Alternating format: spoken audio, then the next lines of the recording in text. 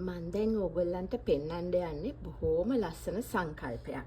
මේ මම දැන් ඉන්නේ විස්කොන්සින් මැඩිසන් කියන මේ යුනිවර්සිටි ටවුන් එකක්.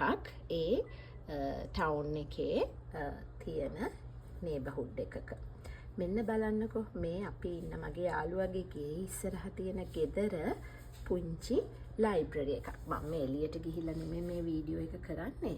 මේ මගේ යාළුවගේ ගේ ඇතුලේ ඉඳන් මේ ලයිබ්‍රරි එක මං ගිය සැරේ එනකොටත් දැක්කා. ඉතින් මේ පුංචි කණුවක තියෙන මේ පොත් දාලා තියෙන පුංචි බොක්ස් එක පබ්ලික් ලයිබ්‍රරි එකක්. ඕනම කෙනෙකුට පුළුවන් තමන් කැමති පොතක් මෙතනින් අරගෙන තමන් අවශ්‍ය නම් කැමති නම් ඒකට පොතක් දාලා යන්න. ඉතින් මේක මං යාළුවා සුමුදුගෙන් අහපුවාම ඒක හොඳට සිද්ධ වෙනවලු මෙහි ගොඩක් ප්‍රදේශවල. එයා දැකලා තියෙනවලු තව තැන්වල තව සුපර් මාකට් එකකත් මේ විදිහට පබ්ලික් ලයිබ්‍රරි එකක් තියෙනවා. හරිම චූටි පුංචි ඉඩක තියෙන හැබැයි ලොකු සංකල්පයක්.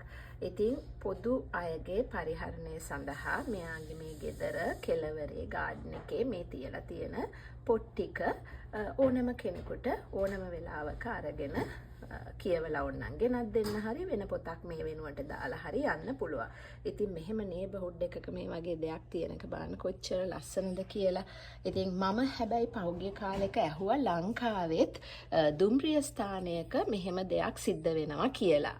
ඉතින් ඒක තාම සිද්ධ වෙනවද දන්නේ කවුරු හරි දන්නවා නම් කියන්න ඒ කොයි දුම්රිය ස්ථානයද ඒක තාමත් සිද්ධ වෙනවද කියලා.